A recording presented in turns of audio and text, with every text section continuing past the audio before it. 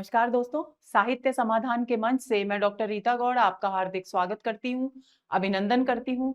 दोस्तों, आज के सत्र में हम एक बहुत ही महत्वपूर्ण निबंध पर बात करने वाले हैं। आचार्य हजारी प्रसाद द्विवेदी जी का निबंध, जो आरपीएससी असिस्टेंट प्रोफेसर में भी है और नेट जेआरएफ के सिलेबस में भी लगा हुआ है। तो चलिए शुरू करते हैं आज का सत्र। कुछ एक महत्वपूर्ण तथ्य हैं जो हमें इस निबंध के विषय में जान लेने चाहिए। सबसे पहली बात ये कि ये निबंध हजारी प्रसाद द्विवेदी जी के कल्पलता नामक निबंध संग्रह में संकलित है और ये निबंध संग्रह 1951 में प्रकाशित हुआ था और ये एक आत्मपरक ललित निबंध है। अब प्रश्न ये है कि आत्मपरक ललित निबंध क्या होते हैं। आत्मपरक ललित निबंध वे होते हैं दोस्तों जहां कवि स्वयं अपने जीवन, अपने परिवेश की घटनाओं को उठाता है और अपने जीवन के प्रसंगों के माध्यम से किसी बहुत ही विशद समस्या को उठाता है जो सारे विश्व से जुड़ी हुई होती है।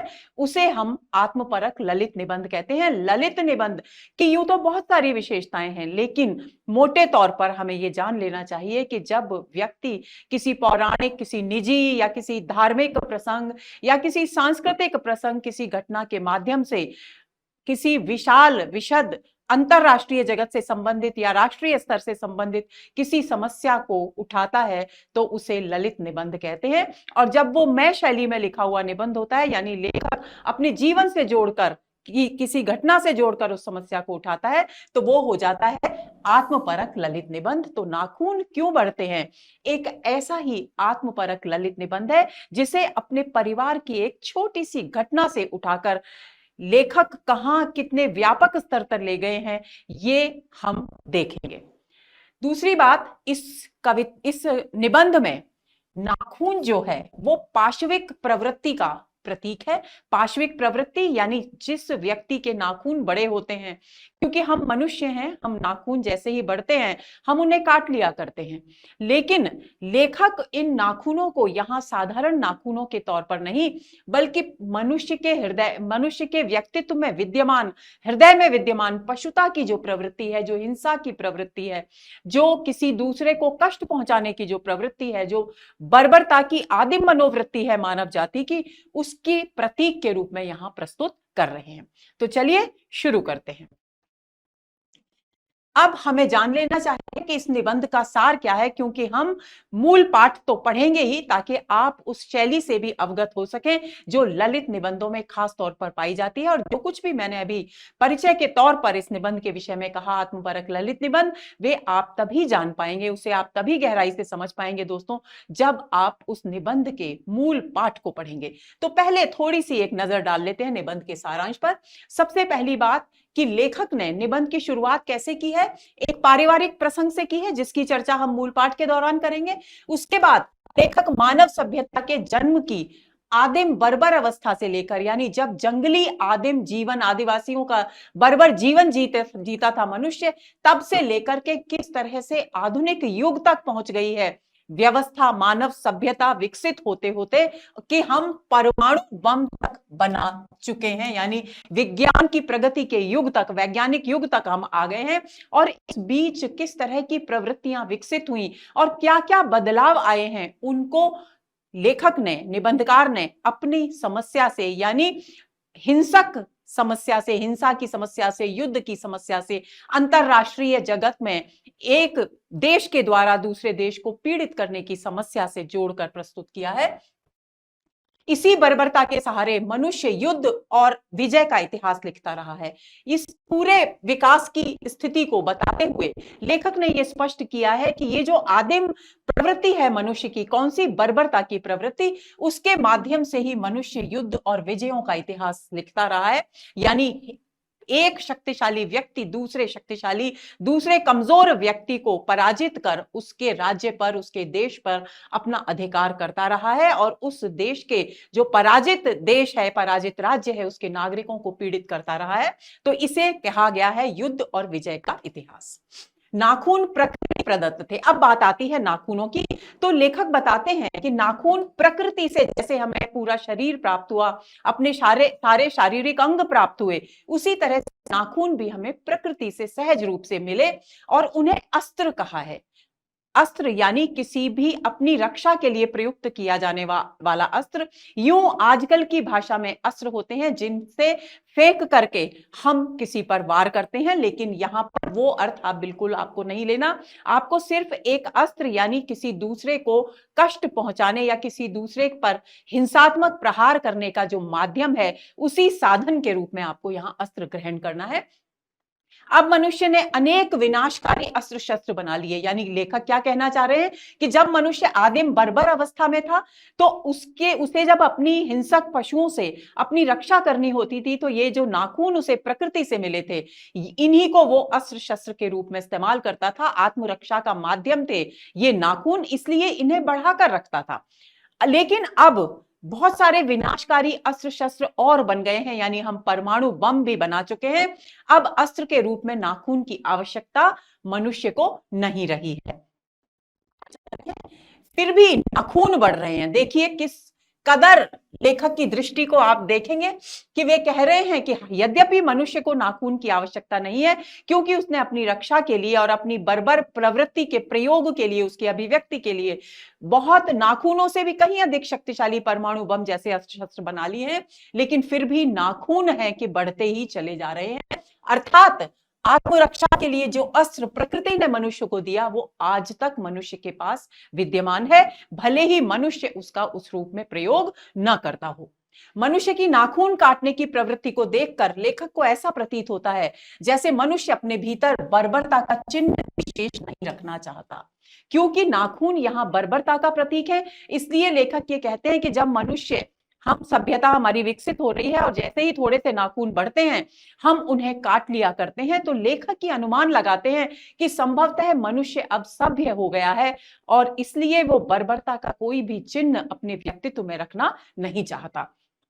लेकिन जैसे ही लेखक के मन में ये विचार आता है, दूसरे ही पल उनके मन में ये प्रश्न उठता है। कौन सा प्रश्न उठता है कि अगर वास्तव में मनुष्य हिंसा की, बर्बरता का कोई चिन्ह अपने हृदय में रखना नहीं चाहता, तो फिर मनुष्य नित नए हिंसक अस्त्र शस्त्रों का प्रयोग क्यों कर रहा है, उनको बना क्यों रहा है, उनको विकसित क्यों कर रहा है। यदि हिंसा उसे रखनी नहीं, बर्बरता उसे रखनी नहीं, नाखून काटने का अभिप्राय यदि हिंसा और बर्बरता को समाप्त करने से है, तो फिर मनुष्य को इन अस्त्र शस्त्रों की क्या आवश्यकता है। ये एक दूसरा प्रश्न तत्काल लेखक के मन में उठता है। आप देखिए, नाखून बढ़ने की समस्या से लेकर के हिंसक प्रवृत्ति तक, परमाणु युग में परमाणु बम के निर्माण की समस्या तक लेखक अपने विचारों को लेकर के आ गए हैं। लेखक लिखते हैं कि यदि नाखून काटने से भीतरी बर्बरता समाप्त हो रही होती तो हिरोशिमा जैसे हत्याकांड न हुए होते। यानी लेखक ने अंतरराष्ट्रीय स्तर पर जो बर्बरता और हिंसा की जो प्रवृत्ति है, जो युद्धों की राजनीति प्रबल रूप से हमारे इतिहास में और हमारे वर्तमान में भी विद्यमान है, उसकी ओर संकेत किया है कि यदि वास्तव में नाखून काटना सचमुच मनुष्य के सभ्य होने की निशानी होती, या सचमुच की इस प्रवृत्ति की संकेतक होती कि मनुष्य हर स्थिति में बर्बरता के अंश मात्र को भी अपने हृदय में नहीं रखना चाहता, उसे नष्ट कर देना चाहता है, तो फिर आधुनिक युग में हिरोशिमा जैसे हत्याकांड न हुए होते, जहां हमें मनुष्य की बर्बरता की पराकाष्ठा देखने को मिली। यहां लेखक का संकेत है कि मनुष्य बाहरी तौर पर सभ्य हो रहा है, यानी बाहर से दिखाने के लिए हम नाखून काट रहे हैं, अच्छे सुंदर सभ्य वस्त्र वेशभूषा धारण कर रहे हैं, लेकिन हमारे हृदय में वही अमानवीय भाव विकसित हैं। क्योंकि जब हम मनुष्य को पीड़ित करके आनंद प्राप्त करते हैं, इसका मतलब है कि हमारे हृदय में बर्बरता शेष है, वो समाप्त नहीं हुई, भले ही हम कितने भी नाखून क्यों ना काटा करें।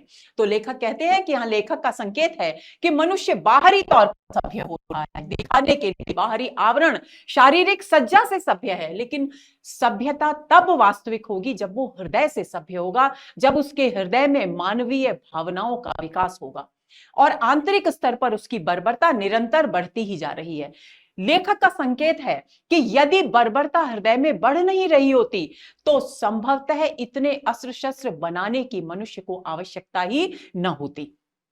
आगे लेखक ने लिखा है, आदिम युग में मनुष्य बाहर भीतर दोनों ही स्थितियों में समान प्रवृत्ति रखता था। ध्यान देंगे, देखिए एक बहुत ही महत्वपूर्ण बात लेखक संकेत कर रहे हैं बात की ओर, कि आदिम युग में जब बर्बर युग था तो मनुष्य यदि हृदय से बर्बर था, सभ्य नहीं हुआ था, तो वो बाहर से भी बर्बर ही दिखाई देता था। उसके नाखून बड़े बड़े थे, उसके केश बड़े बड़े थे, उसे सभ्यता का आडंबर ओढ़ना नहीं आता था।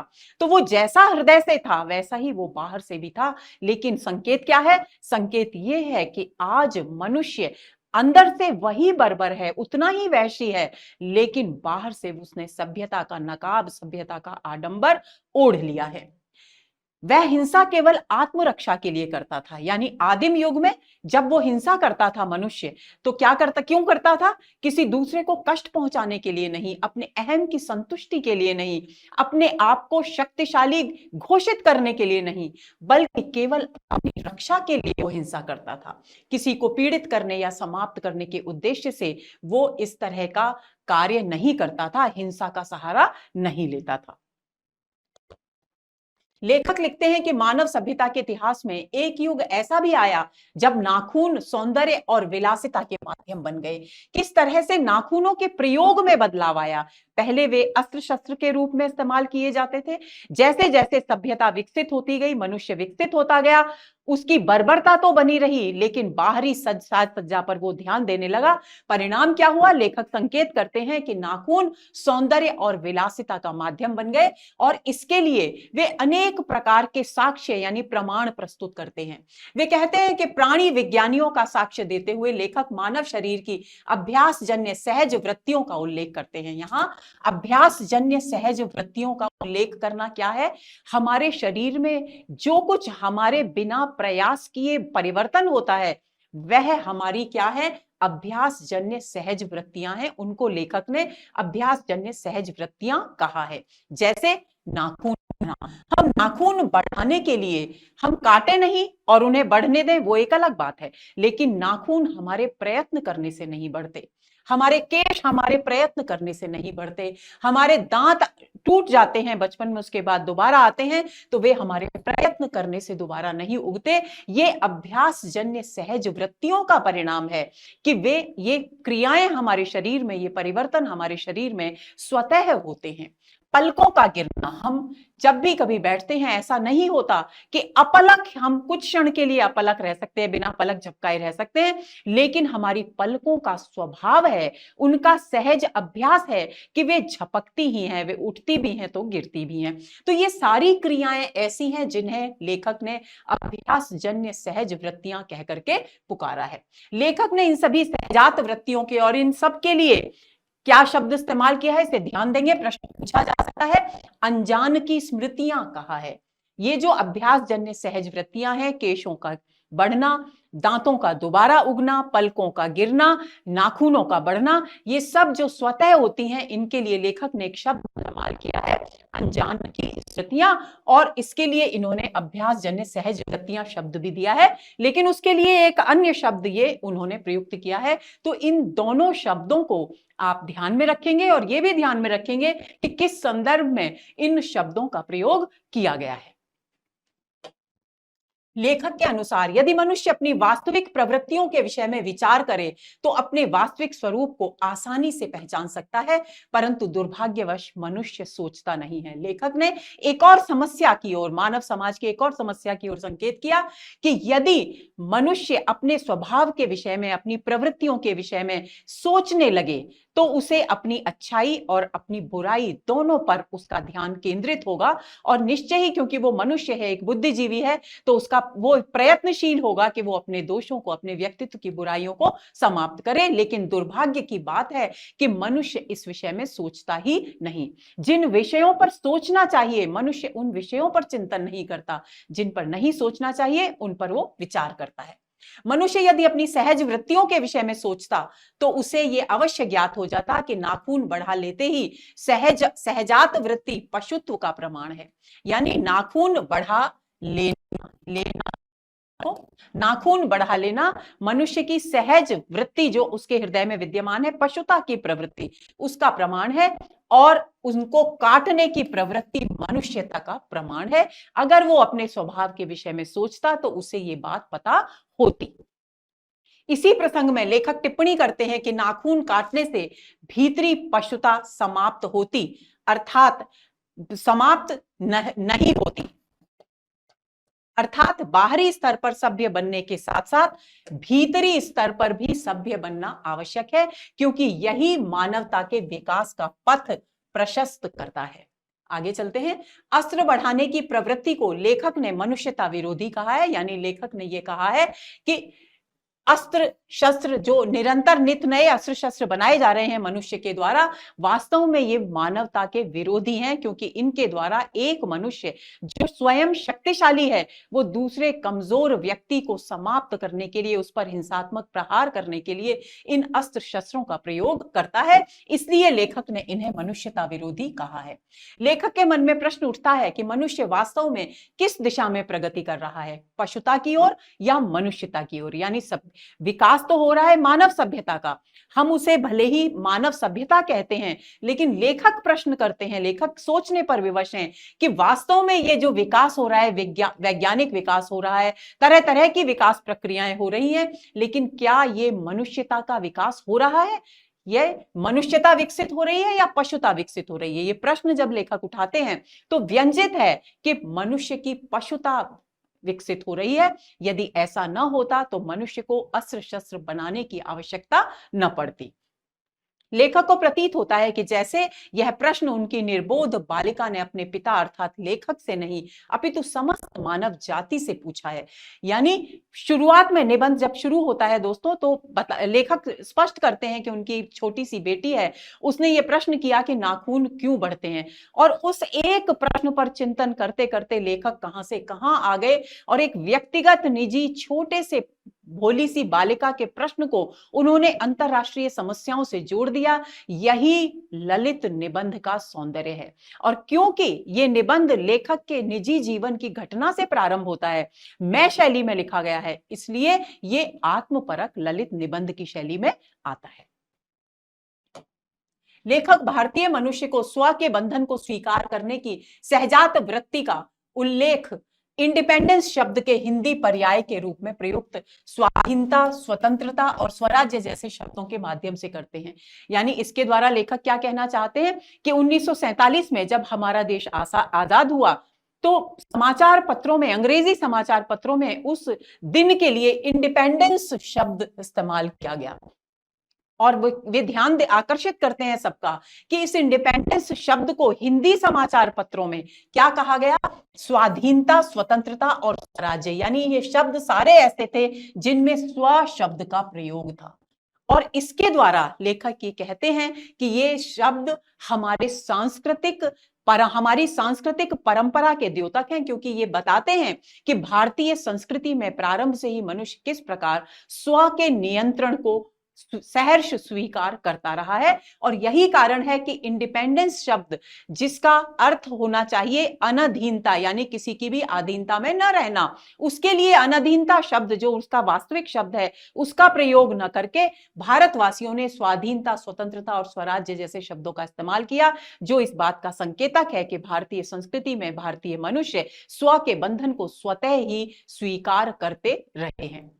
लेखक लिखते हैं कि इंडिपेंडेंस शब्द का सही हिंदी शब्द अनधीनता है, किंतु फिर भी भारत में इंडिपेंडेंस के हिंदी शब्द के रूप में स्वतंत्रता, स्वाधीनता और स्वराज्य जैसे शब्दों का प्रयोग स्व के बंधन को मानने की प्रवृत्ति भारत की दीर्घकालीन संस्कारों का प्रतिफल है, यानी भारत की सांस्कृतिक परंपरा की संकेतक है। अपने आप पर अपने आप के द्वारा लगाया गया निबंधन स्व को किस प्रकार परिभाषित किया है लेखक ने कि स्व का अभिप्राय है कि व्यक्ति जब स्वयं अपने ऊपर अपने आप अपनी इच्छा से बंधन लगाता है तो वो स्व कहलाता है। तो इसका मतलब है कि ये जो बंधन है ये हमारी संस्कृति की सबसे बड़ी विशेषता है। इस बात की ओर ध्यान आकर्षित करते हैं लेखक। इसी प्रसंग में लेखक लिखते हैं कि पुराने का मोह हर स्थिति में उचित या वांछनीय नहीं होता। यानी हम पुराने से आसक्ति रखना, पुराने से प्रेम रखना, पुराने से लगाव रखना बहुत अच्छी बात है, लेकिन बिना पुराने की जांच पड़ताल किए, आज के संदर्भ में बिना उसे तोले, उसको अंधे बनकर के बिना सोच विचार के अपने जीवन में उतार लेना समझदारी नहीं है।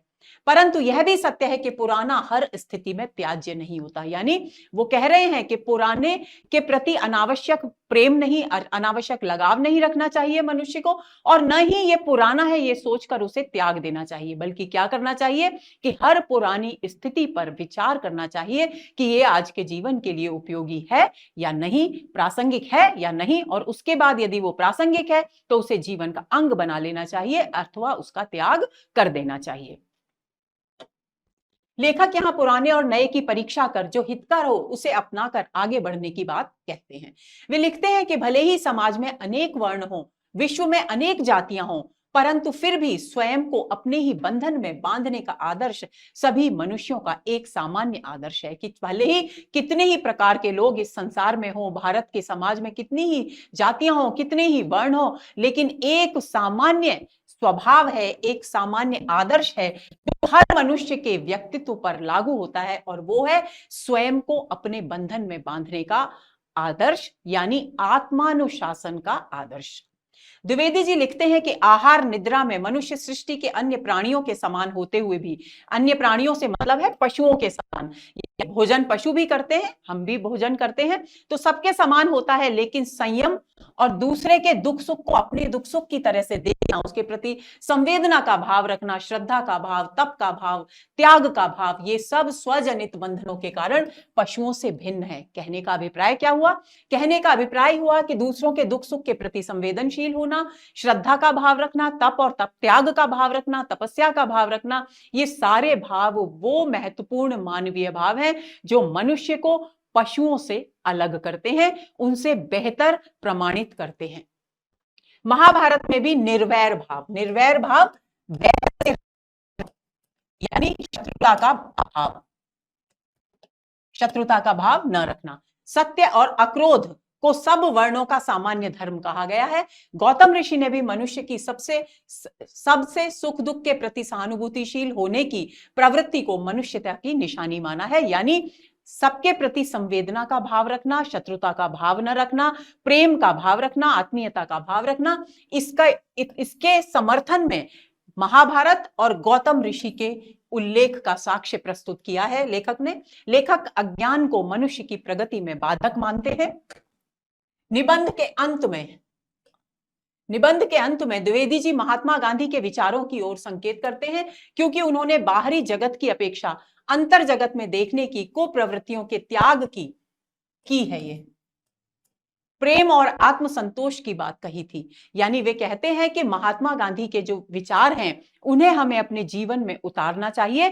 क्यों? क्योंकि हम आज अपना सारा समय, अपनी सारी ऊर्जा का उपयोग बाहरी परिवेश का निरीक्षण करने में व्यतीत कर देते हैं, जबकि हमें आवश्यकता इस बात की है कि यदि हम सचमुच अपने व्यक्तित्व का विकास करना चाहते हैं, अपना विकास करना चाहते हैं, संस्कृति का विकास करना चाहते हैं, तो हमें बाहरी परिवेश से अपना ध्यान हटाकर अपने भीतर केंद्रित करना होगा। और यही अंतर जगत में ध्यान केंद्रित करने की बात महात्मा गांधी ने की थी।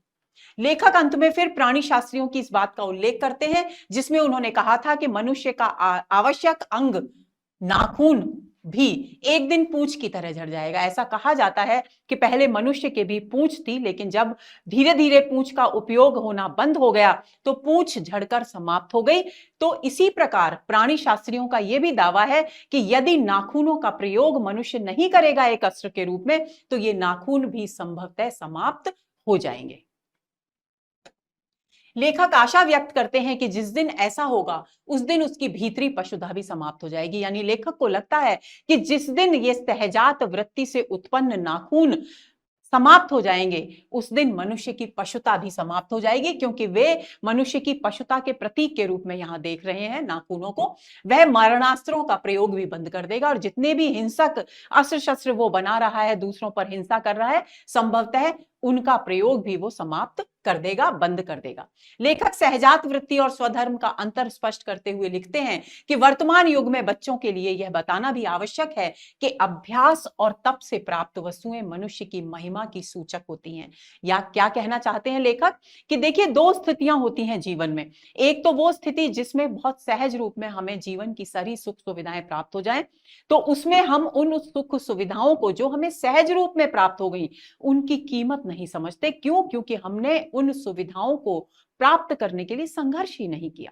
तो लेखक कहते हैं कि आज के बच्चों को शिक्षा के साथ साथ ये समझाना जरूरी है कि जो वस्तु, जो क्षमता, जो सामर्थ्य या जो सुख सुविधा जीवन में हम कठोर साधना से, कठोर परिश्रम से प्राप्त करते हैं, वास्तव में वही हमारे व्यक्तित्व को महिमामय बनाती है, गौरवशाली बनाती है, यानी मनुष्य के गौरवशाली व्यक्तित्व की ओर वो संकेत करती है। और यही कारण है कि जितने भी प्रभावशाली व्यक्तित्व के धनी इस संसार में मनुष्य हुए, उन सब से हम प्रभावित होते हैं, उन सब के जीवन के उदाहरणों को हम प्रेरणा के रूप में ग्रहण करते हैं, क्योंकि हम उनके उन गुणों को महिमा के सूचक के रूप में देखते हैं।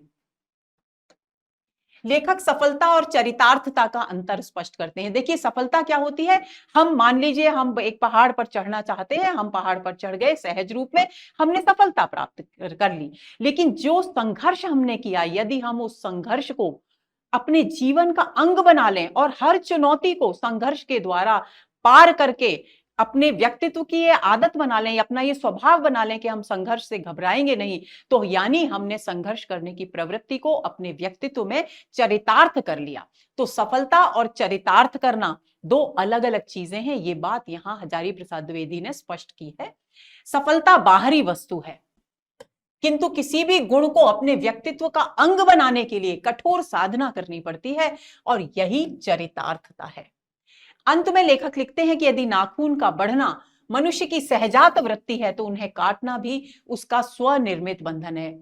उसे कोई दबाव नहीं डाल रहा उसके ऊपर कि आप काटिए इसको, ना नाखून स्वयं चिल्ला रहे हैं कि हमें काटो, बल्कि मनुष्य अपनी इच्छा से ही उसे काटना उचित समझता है, इसलिए काटता है, जो उसे चरितार्थता की ओर ले जाता है। और ये जो उसका स्वभाव है उसे चरितार्थता की ओर ले जाता है, क्योंकि वो अपने आप को एक अनुशासन में बांधने की प्रक्रिया से गुजर रहा है, और यही चरितार्थता है। ये एक उदाहरण है दोस्तों, नाखून काटने के बंधन को स्वीकार करना। लेखक इसके द्वारा संकेत करना चाहते हैं कि यदि हमें सचमुच अपने व्यक्तित्व में मानवीय गुणों का विकास करना है, तो वो इतने सहज रूप में हमें नहीं मिलेगा, बल्कि हमें उसके लिए संघर्ष करना पड़ेगा, तप करना पड़ेगा, साधना करनी पड़ेगी, अपने व्यक्तित्व को कठिनाइयों के दौर से गुजारना पड़ेगा। तब हम जाकर उन मानवीय गुणों को अपने भीतर विकसित कर पाएंगे, और वही मानवीय गुणों को विकसित करने की जो प्रवृत्ति है, चरितार्थता है लेखक के अनुसार। लेखक विश्वास व्यक्त करते हैं कि नाखून भले ही सहज वृत्ति के कारण बढ़े, परंतु मनुष्य उन्हें काटने से पीछे नहीं हटेगा, अर्थात वह पशुता और बर्बरता को मानव सभ्यता पर हावी नहीं होने देगा। जब निबंध का अंत होता है तो लेखक ये उम्मीद व्यक्त करते हैं कि जिस तरह से मनुष्य सहज प्रवृत्ति से मनुष्य के नाखून बढ़ते हैं और सहज ही प्रवृत्ति से अपने बंधन से मनुष्य उन नाखूनों को काटता है, उसी तरह से लेखक को विश्वास है कि मनुष्य निरंतर अपने इन नाखूनों को काटता रहेगा, यानी अपने भीतर की बर्बरता को उजागर नहीं होने देगा, उसे शक्तिशाली नहीं होने देगा, यानी वो मानव सभ्यता में मानवीय गुणों का विकास करने की ओर ध्यान देगा, बर्बरता और पशुता को समाप्त करेगा, मानव सभ्यता के ऊपर हावी नहीं होने देगा। अब आती है बात मूल पाठ की। ये मूल पाठ है निबंध का। देखिए, इसको पढ़ते हैं बच्चे। कभी कभी देखिए, यहीं से शुरू हो रहा है निबंध। बहुत ही रोचक निबंध है, हल्का फुल्का है, लेकिन गंभीर समस्या को उठाया गया है। यही ललित निबंध की सबसे बड़ी विशेषता है। लेखक लिखते हैं, बच्चे कभी कभी चक्कर में डाल देने वाले प्रश्न करते हैं। अल्पज्ञ पिता को अल्पज्ञ क्यों कहा है? क्योंकि बच्चों के हर सवाल का जवाब कई बार पिताओं के पास नहीं होता। तो अल्पज्ञ पिता बड़ा दयनीय जीव होता है। दयनीय क्यों कहा है पिता को? इसलिए क्योंकि बच्चों के विचित्र प्रश्नों के जवाब देना उसके लिए कभी कभी संभव नहीं हो पाता, और जब वो अपने छोटे अबोध बच्चों के प्रश्नों का जवाब नहीं दे पाता तो वो अपने आप को बहुत दयनीय स्थिति में महसूस करता है, असहाय महसूस करता है। लेखक लिखते हैं, मेरी छोटी लड़की ने जब उस दिन पूछ दिया कि आदमी के नाखून क्यों बढ़ते हैं। किसने प्रश्न पूछा, ध्यान देंगे, लेखक की छोटी बेटी ने पूछा कि नाखून क्यों बढ़ते हैं। तो लेखक कह रहे हैं तो मैं कुछ सोच ही नहीं सका, यानी मैं निरुत्तर हो गया, मेरे पास इस बात का कोई जवाब नहीं था। और परिणाम यह था कि जवाब क्योंकि बेटी को देने के लिए था नहीं, इसलिए लेखक ने उस पर चिंतन प्रारंभ किया और उस चिंतन के परिणाम के रूप में हमारे सामने यह निबंध आया। हर तीसरे दिन नाखून बढ़ जाते हैं। बच्चे कुछ दिन अगर उन्हें बढ़ने दें तो माँ बाप अक्सर उन्हें डांटा करते हैं। यह भी एक स्वाभाविक सी प्रक्रिया है। लेखक ने उसकी ओर संकेत किया है कि हर तीसरे दिन नाखून बढ़ जाते हैं, और यदि बच्चे नाखून नहीं काटते तो माँ बाप उन्हें डांटते हैं कि नाखूनों को काटना जरूरी है। पर कोई नहीं जानता कि ये अभागे नाखून इस प्रकार आखिर बढ़ा क्यों करते हैं। यहां से निबंध की शुरुआत होती है। आगे चलते हैं।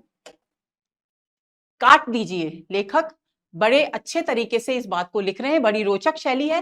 काट दीजिए, वे चुपचाप दंड स्वीकार कर लेंगे। किसको, नाखूनों को हम कितना भी काट दें, ऐसा लग रहा है जैसे नाखूनों को दंडित किया जा रहा है काट करके, और नाखून उसका विरोध भी नहीं करते। तो लेखक लिखते हैं कि वे चुपचाप दंड स्वीकार कर लेंगे, पर निर्लज्ज अपराधी की भांति छूटते ही सेंध पर फिर हाजिर। कहने का अभिप्राय क्या है, कहने का अभिप्राय है कि जिस तरह से किसी भी अपराधी को दंडित किया जाए तो वो दंड स्वीकार कर लेता है, लेकिन जैसे ही दंड की अवधि पूरी होती है वो पुनः अपनी उसी अपराधी प्रवृत्ति को करने में व्यस्त हो जाता है। इसी तरह से नाखून कटने का दंड स्वीकार कर लेते हैं, लेकिन उसके बाद भी उनकी बढ़ने की प्रवृत्ति नहीं रुकती और वे अपराधी, एक बेशर्म निर्लज्ज अपराधी की तरह फिर से बढ़ जाया करते हैं।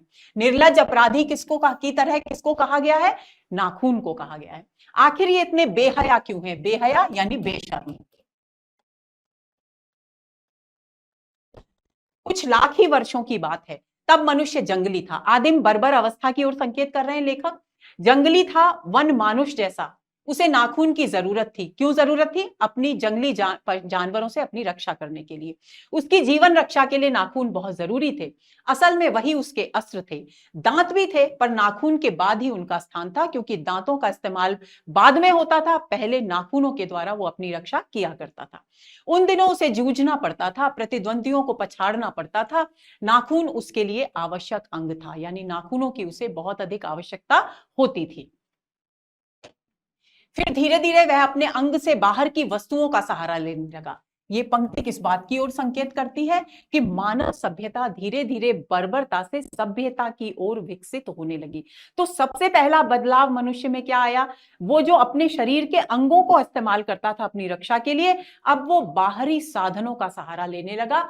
यानी अब वो पत्थर उठाने लगा, ढेले और पेड़ की डालों से अपनी रक्षा करने लगा। और उदाहरण के लिए लेखक लिखते हैं, रामचंद्र जी की वानरी सेना के पास ऐसे ही अस्त्र थे। कौन से, पत्थर थे, पेड़ की डालें थी, ढेले थे। उसने हड्डियों के भी हथियार बनाए। पहले पत्थरों को हथियार के रूप में इस्तेमाल किया गया, उसके बाद और सभ्यता विकसित हुई, हड्डियों के हथियार बने। इन हड्डी के हथियारों में सबसे मजबूत और सबसे ऐतिहासिक था देवताओं के राजा का वज्र, यानी इंद्र। देवताओं के राजा यानी इंद्र के वज्र की बात की जा रही है, जो महर्षि दधीचि की अस्थियों से बना था, जो दधीचि मुनि की हड्डियों से बना था। मनुष्य और आगे बढ़ा, यानी सभ्यता और अधिक विकसित हुई। उसने धातु के हथियार बनाए। देखिए, आदिम अवस्था में नाखून थे, उसके बाद पत्थर और ढेले आए, उसके बाद हड्डियों के हथियार बने, उसके बाद धातु के हथियार बने। जिनके पास लोहे के शस्त्र और अस्त्र थे वे विजयी हुए, यानी वे ताकतवर, अपनी ताकत को जमाने में, अपना प्रभाव जमाने में सफल हुए, क्योंकि उनके पास लोहे के अस्त्र और शस्त्र थे।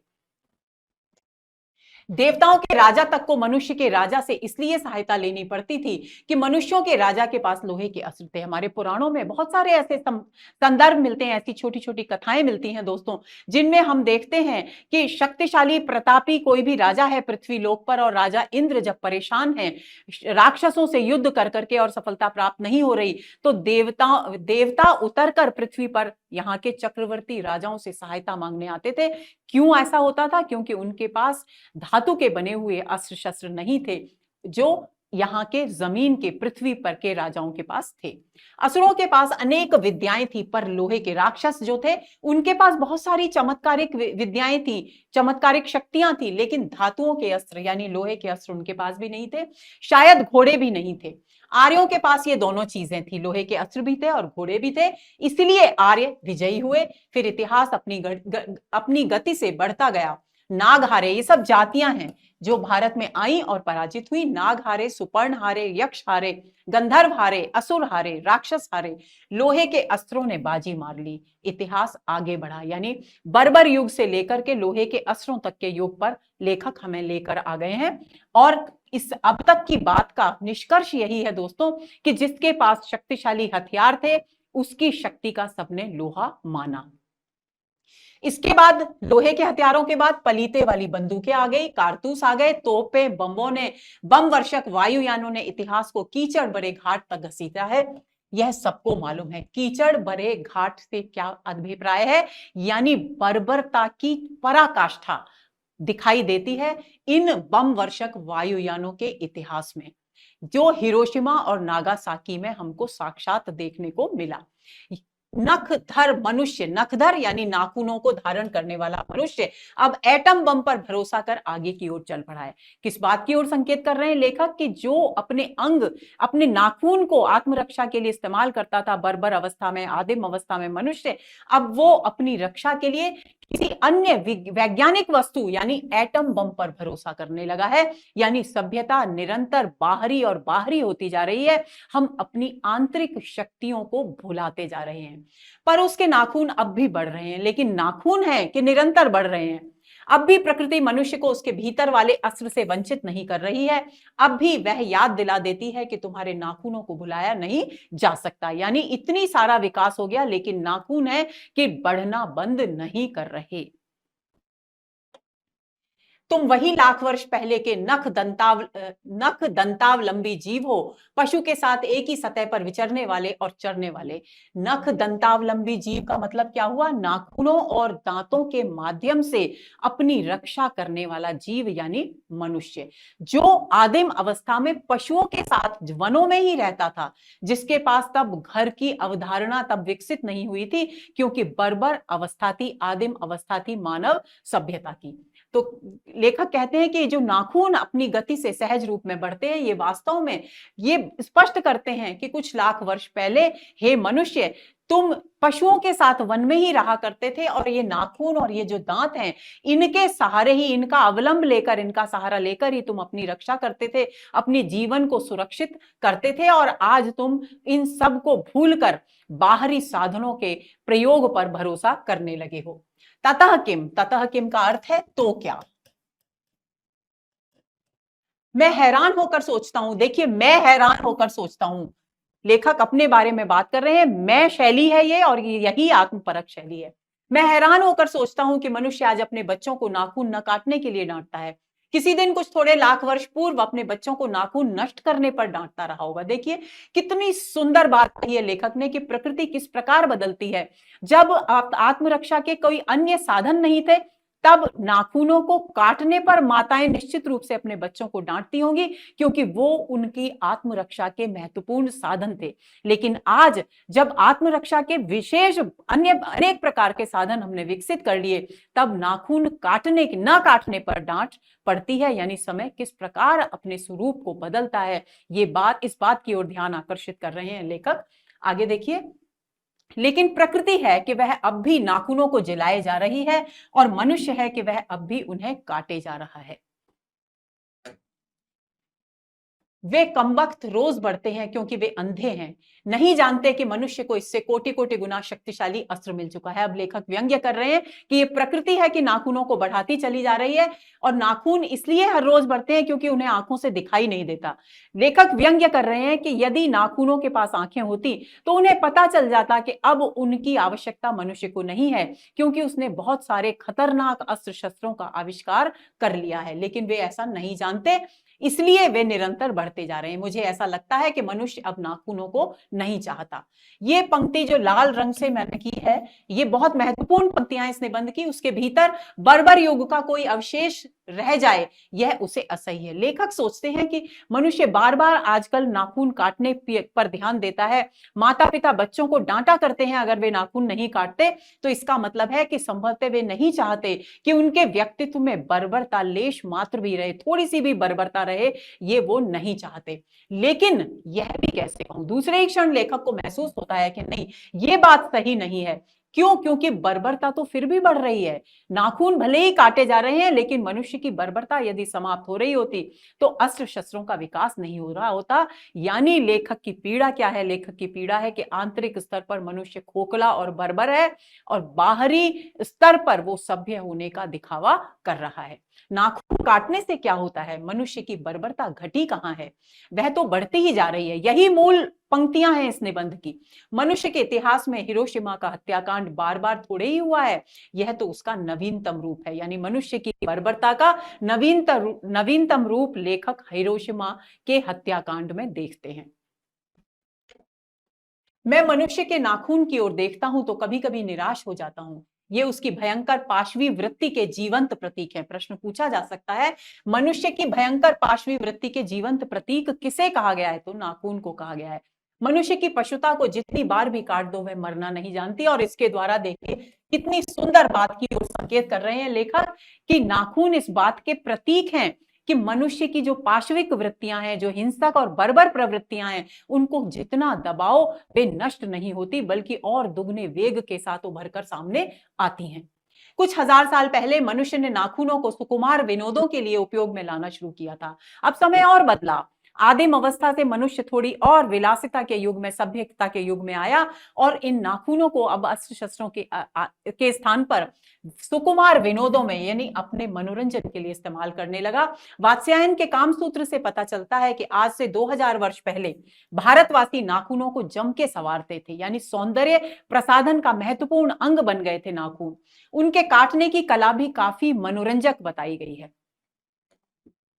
त्रिकोण, वर्तुलाकार यानी गोल, चंद्रमा के आकार के, दंतुल यानी दांत के आकार के, ऐसी विविध आकृतियों में, ये वात्स्यायन के कामसूत्र का उल्लेख कर रहे हैं लेखक, कह रहे हैं इन विविध आकृतियों में नाखून उन दिनों विलासी नागरिकों के न जाने किस काम आया करते थे। यानी नाखूनों को बढ़ाया जाता था और उनकी आकृति को इन अलग अलग आकृतियों में सजाया जाता था और ये श्रृंगार का महत्वपूर्ण साधन माने जाते थे।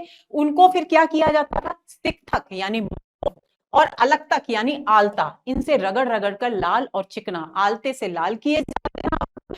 गुलाबी नाखून सौंदर्य का प्रतीक है और चिकने नाखून भी सौंदर्य का प्रतीक है, इसलिए मोम घिसकर उन्हें चिकना बनाया जाता था। गौड़ देश के लोग उन दिनों बड़े बड़े नखों को पसंद करते थे। अब प्रवृत्ति बता रहे हैं कि गौड़ देश के जो लोग हैं वे बड़े बड़े नाखून रखना पसंद करते थे और दक्षिण के जो लोग वो छोटे नाखून रखना पसंद करते थे। यानी अलग अलग क्षेत्रों में अलग अलग प्रकार के नाखूनों को रखने की प्रवृत्ति थी मनुष्यों में। अपनी अपनी रुचि है देश की भी और काल की भी, यानी समय भी परिवर्तित होता है। जहां बर्बर युग में नाखून क्या है? आत्मरक्षा के साधन है, वहीं आगे आकर वात्स्यायन के कामसूत्र के युग में वे विलासिता के साधन हो जाते हैं, यानी दृष्टिकोण बदल जाता है। लेकिन समस्त अधोगामिनी वृत्तियों की ओर नीचे खींचने वाली वस्तुओं को भारतवर्ष ने मनुष्योचित बनाया है, यह बात चाहूं भी तो भूल नहीं सकता लेखक।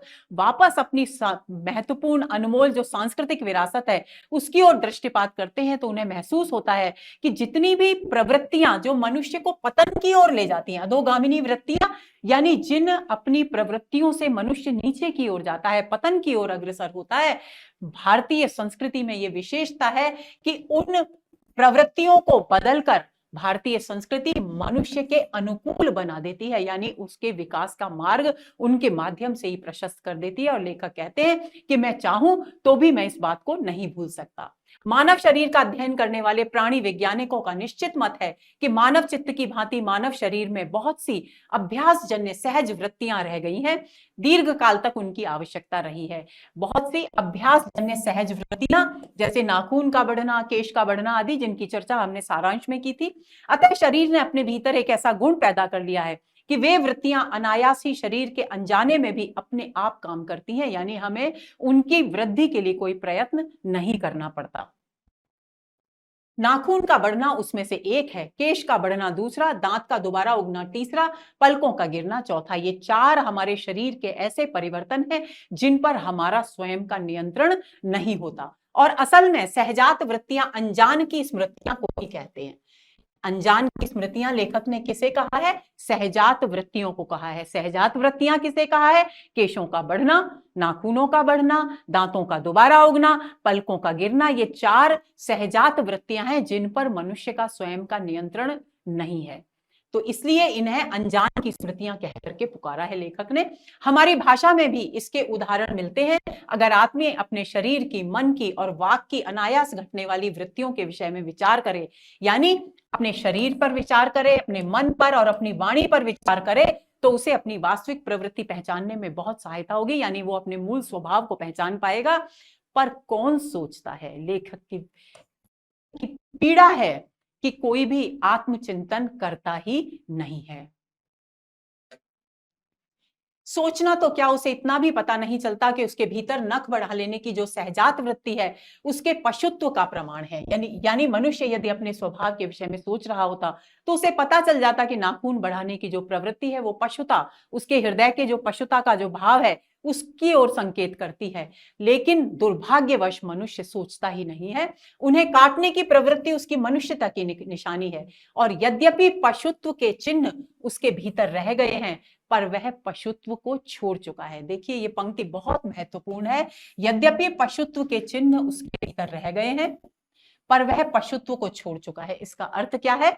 देखिए, एक पशुत्व का अर्थ है, ये पशुत्व कौन सा है? बर्बर जीवन, बर्बरता का जो जीवन था, आदिम अवस्था का, उसको छोड़ चुका है। लेकिन जो भाव है पशुता, जो गुण है, जो सहज वृत्ति है पशुता, उसके चिन्ह अब भी उसके हृदय में है। यदि उसके व्यक्तित्व में पशुत्व के चिन्ह न होते तो उसे इतने तरह के अस्त्र शस्त्र, नित नए अस्त्र शस्त्र, हिंसक अस्त्र शस्त्र, मारक प्राण घातक अस्त्र शस्त्र बनाने की आवश्यकता ही न पड़ती। पशु बनकर वह आगे नहीं बढ़ सकता। लेखक कहते हैं कि जब तक मनुष्य अपनी इस पशुता की वृत्ति को नहीं छोड़ेगा तब तक वो वास्तविक प्रगति नहीं कर सकता। कौन सी प्रगति की बात कर रहे हैं? वैज्ञानिक प्रगति की बात नहीं हो रही है, बल्कि मानवीय गुणों की प्रवृत्ति की बात हो रही है, अंतः वृत्तियों की विकास की बात हो रही है। उसे कोई और रास्ता खोजना चाहिए। लेखक कहते हैं कि यदि उसे सचमुच विकास करना है, अपनी अंतः वृत्तियों का विकास करना है, तो उसे कोई और रास्ता खोजना होगा। अस्त्र बढ़ाने की प्रवृत्ति मनुष्यता की विरोधी है, यानी मनुष्यता का विकास अस्त्र बढ़ाने के मार्ग पर चल करके नहीं हो सकता। मेरा मन पूछता है किस ओर मनुष्य किस ओर बढ़ रहा है, पशुता की ओर या मनुष्यता की ओर? फिर लेखक एक और प्रश्न करते हैं। लेखक कहते हैं, देखिए फिर आत्मपरक शैली, पूरी आत्मपरक शैली में लिखा गया पूरा निबंध है। लेखक कहते हैं कि मेरा मन बार बार, मेरे मन में एक प्रश्न उठता है कि आखिर मनुष्य के विकास की दिशा क्या है, किस ओर जा रहा है? मनुष्य पशुता की ओर जा रहा है या मनुष्यता की ओर? तो बार बार एक ही सवाल आता है कि यदि मनुष्यता की ओर जा रहा होता कब जाता? जब वो चिंतनशील होता, अपने विषय में चिंतन करता। दूसरी बात, जब वो अपनी बर्बर प्रवृत्तियों से ऊपर उठ गया होता तब वो मनुष्यता की ओर जा रहा होता। लेकिन वो तो नित नए मारक अस्त्र शस्त्रों का निर्माण कर रहा है। तो ऐसी स्थिति में लेखक का मन ये मानने को तैयार ही नहीं कि मनुष्य मनुष्यता के मार्ग पर आगे बढ़ रहा है। दोस्तों, ये हुआ हमारा आज का सत्र। आज के सत्र में लगभग हम आधा निबंध पढ़ चुके हैं। आधा निबंध हम आगे के सत्र में पढ़ेंगे ताकि हम अच्छी तरह से इसे समझ सकें और इस पर आधारित सभी प्रश्नों के परीक्षा में सही जवाब दे सकें। तो अगले सत्र के इंतजार में रहिए। नमस्कार।